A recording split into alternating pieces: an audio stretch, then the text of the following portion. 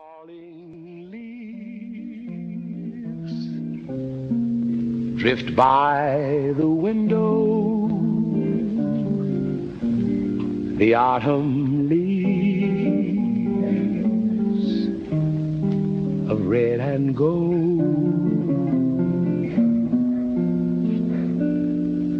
I see your lips, the sunburned kisses, the sunburned hands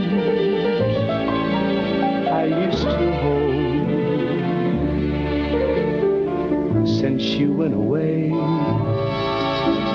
the days roll on, and soon I'll hear old winter's song.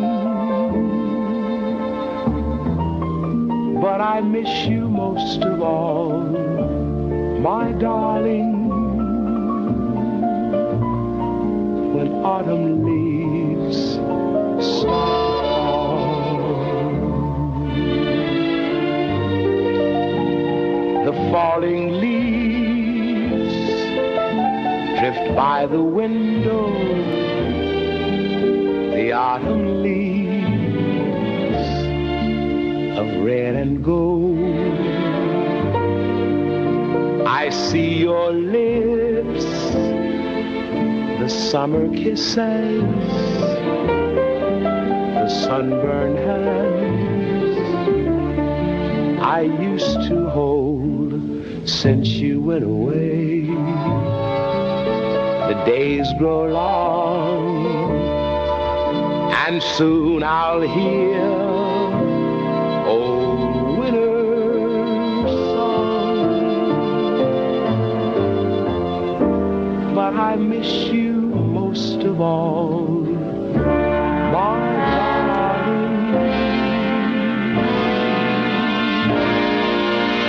when autumn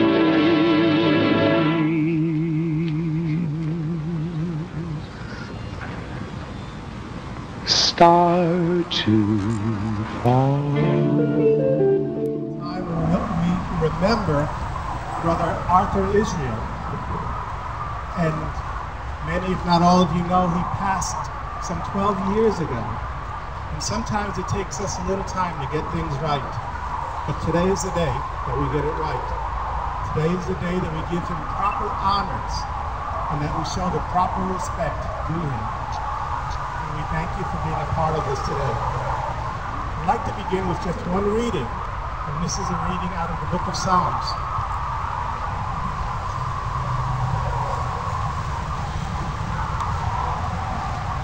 The Lord is my shepherd, I shall not want.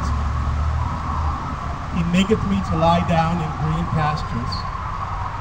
He leadeth me beside the still waters. He restoreth my soul.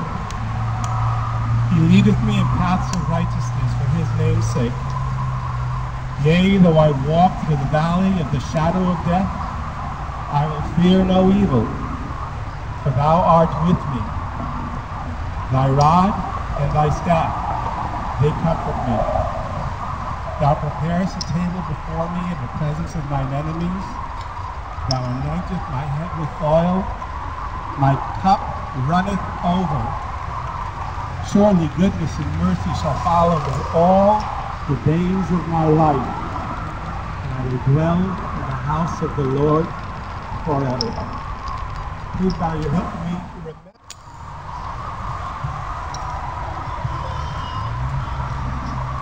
Thank you everyone for attending my father's military memorial service. I'm JJ Israel, the youngest child of Major Arthur S. Israel. And this is my older brother, Robert Israel. Across the way, in the cemetery deep in the middle, our grandfather, Matayamon Fukuda, rests. During the early part of the 1900s, Grandpa emigrated from Japan and ended up in Los Angeles, where he enlisted in the U.S. Army during World War I. And this is where our beloved parents, Art and Yuki Israel, reside now. I'll take a few moments now to briefly share with you my father's military history. Following his graduation from Reed College, where he majored in chemistry, he entered military service. In November 1941, 1 month before World War II broke out, he was commissioned as a second lieutenant and assigned to the U.S. Army Chemical Corps. While on active duty, he attended numerous Army and Army Air Force schools, including Chemical Warfare, the Air University, and the Industrial College of Armed Forces. In addition to his primary duty, he also acted as personnel officer, public affairs officer, and worked closely with the legal department as Defense Counsel, TJA, and Investigating Officer for courts martial. During his service, he was stationed in the U.S., Canada, and the Hawaiian Islands. He received multiple decorations. By the end of his 4.5 years of service, he had been promoted to the rank. During the later part of his military career, my father was asked to join the OSS, but decided this was not the career path he wanted to take. After World War II, he was asked to be the Assistant to Public Relations Director of the Air Force at the Pentagon during the Korean War conflict. While growing up, I didn't have an understanding about ranks. They were completely arbitrary to me. However, over time and in my adult life, and unfortunately after I lost him, I began to understand the level of accomplishment my father reached through his military career and in the short time in which his achievements were reached. When I have mentioned certain details to people, particularly with military backgrounds, many responses have been with wide eyes and, wow, and that made me feel pretty good. At the time of my father's death, he was not given full military honors. I believe this was an oversight due to my mother's grieving state.